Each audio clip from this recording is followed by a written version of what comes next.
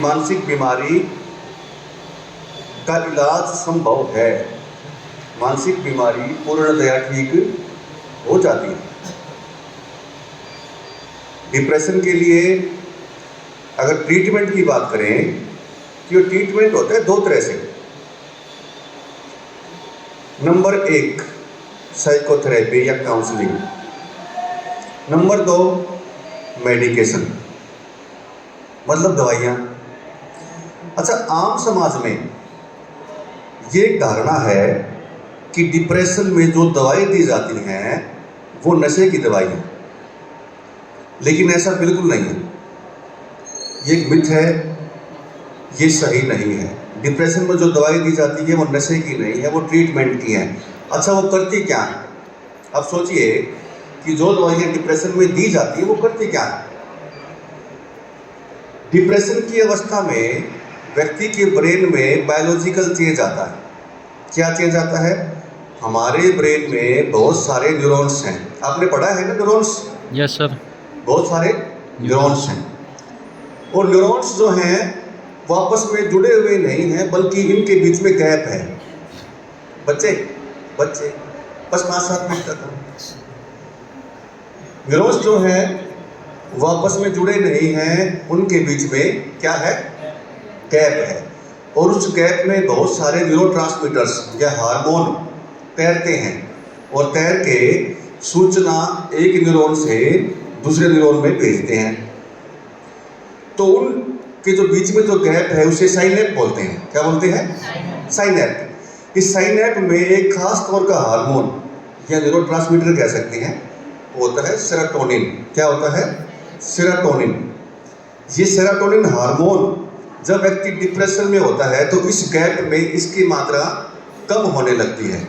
और वो कम क्यों होती है? क्योंकि डिप्रेशन की अवस्था में जो न्यूरॉन वो हार्मोन छोड़ रहा है सेरोटोनिन, वही उसको रिटेक करने लगता है, वापस सोखने लगता है, जिसकी वजह से इस साइनैप में, इस गैप में इस हार्मोन की मात्रा कम होने लगती है। तो इसलिए उसको एक दवाई दी जाती है। प्राइमरी रूप से दवाई का नाम है SSRI, selective serotonin retake inhibitor. ऐसी दवाई जो न्यूरॉन को हार्मोन्स रीटेक करने से इनहिबिट करे, रोके। ऐसी दवाई जो रीटेक करने से रोके वो SSRI है। तो रीटेक करने से जब रोक लेते हैं उस हार्मोन को, तो उस हार्मोन का साइनैप में लेवल बढ़ने लगता है, और जब बढ़ने लगता है तो व्यक्ति में आत्मविश्वास, नींद, भूख, घबराहट, ये सब चीज़ें ठीक होने लगती हैं। तो मेडिकेशन का काम तो है ये, जो कि नशे की दवाई नहीं होती है। अब दूसरा पार्ट रह गया काउंसलिंग या साइकोथेरेपी का। बायोलॉजिकल चेंज तो मेडिकेशन कर देगी, नो डाउट, लेकिन व्यक्ति के व्यवहार में परिवर्तन कौन करेगा? काउंसलिंग करेगी। अब दवाई तो ये नहीं सिखाएगी आपको कि किसी से जलना नहीं है, छोटी छोटी बात की चिंता नहीं करनी है, कंपटीशन इतना नहीं करना है, लाइफ में सेटिस्फाई रहना है, धैर्य से काम लेना है ना, एक्सरसाइज करनी है, वॉकिंग करनी है, अपने आप को पॉजिटिव अफर्मेशन देनी है, अपने आप को एक ग्रूमिंग के साथ नहा धो के साफ सुथरा रहना है। ये दवाइयाँ सिखाएगी क्या? नहीं सिखाएंगी। तो इसलिए ये वाला पार्ट जो है, और कैसे अपने आप को रिलैक्स रखा जाता है, ये वाला पार्ट जो है वो काउंसलिंग करती है। तो जब ये दोनों ट्रीटमेंट एक साथ चलते हैं तो व्यक्ति लगभग ये मान लीजिए 10 से 12 हफ्ते में ठीक होने लगता है। पहले 3 से 4 हफ्ते दवाइयों का कोई असर नहीं आता है, लेकिन बाद में एक लेवल के साथ असर आने लगता है, और साथ साथ काउंसलिंग से उसके व्यवहार में और उसके थॉट में भी परिवर्तन आने लगता है। अच्छा, ये थॉट में परिवर्तन लाते कैसे हैं? क्योंकि ट्रीटमेंट की बात कर रहे हैं, काउंसलिंग की बात कर रहे हैं। आपने कभी एक थेरेपी सुनी है, cognitive behaviour therapy, CBT? CBT एक थेरेपी है, कॉग्निटिव बिहेवियर थेरेपी। उसके माध्यम से व्यक्ति के इरेशनल थॉट, अतार्किक विचारों को सही विचारों में बदलने की कोशिश करते हैं।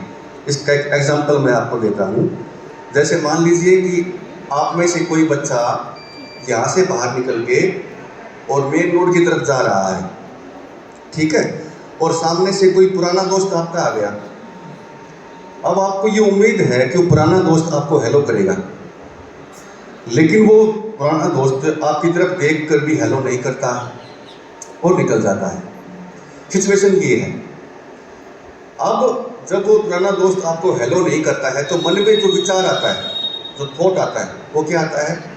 कैसा दोस्त है, इकट्ठे रहते थे, कितना खर्चा किया हुआ इसके ऊपर मैंने, आज ये पहचानता भी नहीं है। क्या होगा? गुस्सा आएगा ना, गुस्सा आएगा ना। अपने आप को क्या समझता है, कोई बात नहीं, देख लूँगा। तो उस थॉट के साथ क्या आया? पहले नेगेटिव थॉट आया, और नेगेटिव थॉट के साथ क्या आया? नेगेटिव इमोशन आया, गुस्सा आया। अब उस गुस्से के साथ साथ घर जा रहा है, कहना करता आदमी है, बात नहीं करता, ये वो। अब घर जाके आपने रखा और पापा ने पूछा, हाँ बेटा पढ़ाई कैसी हुई? तो क्या जवाब आएगा?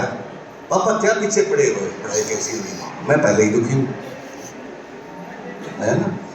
देखो, यानी कि उस थॉट का समझ किससे हुआ? उस इमोशन से, और इमोशन से व्यवहार नेगेटिवली क्या हुआ? चेंज हो गया। इसका मतलब क्या हुआ कि थॉट पे अगर काम किया जाए तो इमोशन ठीक हो जाएंगे, और इमोशन को ठीक कर लिया जाए तो व्यवहार ठीक हो जाएगा। तो यहाँ पे उसका जो इरेशनल थॉट क्या था कि कैसा व्यक्ति है, कैसा दोस्त है, बात नहीं की। उस इरेशनल थॉट को पहले ऑब्जर्व करना और उसकी जगह रियल थॉट को रिप्लेस करने का काम कोग्निटिव थेरेपी में होता है। वो कैसे करेंगे? क्योंकि उसका रेशनल जो थॉट है वो ये होना चाहिए, क्या हो सकता है कि बहुत दिन हो गए मिले, याद नहीं रहा, या हो सकता है किसी उलझन में था इसलिए देखकर भी अनदेखा कर दिया, क्या पता उसका ध्यान नहीं रहा होगा, अगली बार जब मिलेगा तो बात करेंगे। अगर वो ऐसे थॉट रखता तो गुस्सा आता क्या? No sir. नहीं आता। और गुस्सा नहीं आता तो पापा से जो बात उसने की, जो व्यवहार किया, वो करता क्या? नहीं करता। तो इस प्रकार से this is cognitive reframing technique of CBT। तो इस टेक्निक के माध्यम से व्यक्ति के या पेशेंट के हर एक थॉट को पहले रिकॉर्ड किया जाता है, यानी कि एक कलेक्ट किया जाता है। फिर कौन कौन से थॉट उसकी इरेशनल है उसको पकड़ के उसका वाजिब जवाब क्या होगा वो दिया जाता है, ताकि व्यक्ति इस पे अभ्यास करे और जीवन के प्रति जो उसका नज़रिया नेगेटिवली हो गया था उसको ठीक करे। तो धीरे धीरे जब उसके विचारों में चेंज आने लगता है तो इमोशन में भी चेंज आता है, और बाद में जो व्यवहार में चेंज आया था वो भी ठीक होने लगता है। तो एक तरफ जहाँ उसके व्यवहार में कॉग्निशन में चेंज आता है, दूसरी तरफ बायोलॉजिकली मेडिकेशन भी कर देती हैं, तो व्यक्ति स्वस्थ हो जाता है। और लगभग सभी लोग डिप्रेशन से स्वस्थ हो सकते हैं। तो ये एक डिप्रेशन का इलाज है। किसी को भी डिप्रेशन हो जाए, किसी को भी हो जाए, बिल्कुल घबराने की बात नहीं है। ये लाइलाज नहीं है, इसका इलाज पूर्णतया संभव है। बस हमें जानकारी होनी चाहिए कि इसको ठीक कैसे कर सकते हैं, उसको ठीक किया जा सकता है। लेकिन अगर समय रहते हैं हमारी फैमिली या हम लोग ना समझें तो फिर मामला कहाँ तक जाता है? सुसाइड तक जाता है। इसलिए इससे पहले की बात बहुत बिगड़े, जीवन को पहले ही सुधार ले, ठीक कर ले। डिप्रेशन हमेशा एक बात सिखा के जाता है कि अब तक जो लाइफ आपने जी थी वो तरीका ठीक नहीं था जीने का, आपको हेल्दी तरीके से जीना चाहिए था, दिमाग पे इतना बोझ लगाने की जरूरत नहीं थी। ठीक है जी।